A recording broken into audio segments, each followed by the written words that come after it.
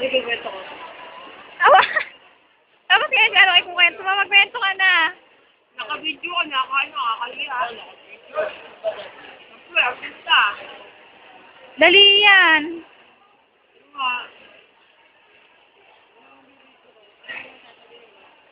Kahit ano, basta.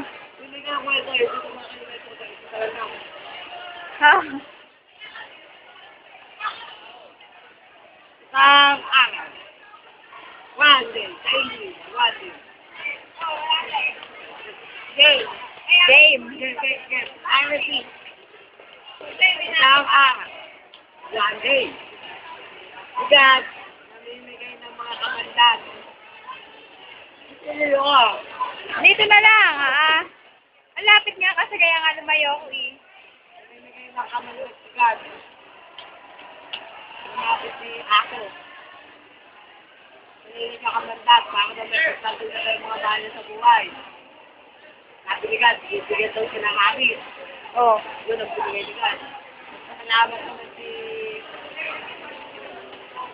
Ato. Bigat. Dahil sumunod, si Aha. Sabi ni Kadi, dapat wala kang inalapit sa tao. Dapat ang katakutan. Bibigyan kita ng napakalakas na kamandan. Pero, sorry, tama.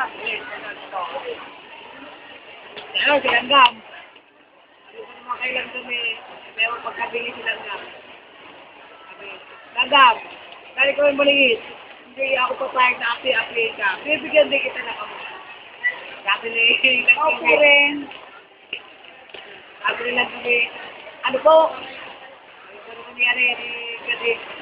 Pag ikaw, kumagat, patay ang kakagatin mo. Ano po? Manigat, kilit na. Pag ikaw kumagat, patay ang kakagatin mo.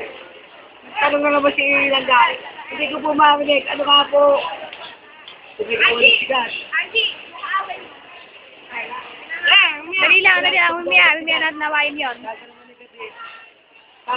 Pag ikaw kumagat, patay ang kakagatin mo. At tanong na naman si Langgam, at napakakulit.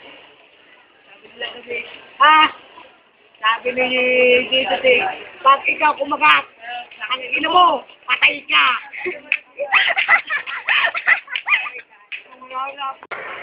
Pangay naman pangitinda mo. Yan. Ano ba rin? Walang pinag-aralan. Walang kahit may duwan, hindi nakatako. Kaya mo nasa barko, pangay siman pa. Oo, galing. Tsaka sinusunod ko ng barko eh. Hindi gagawin ko.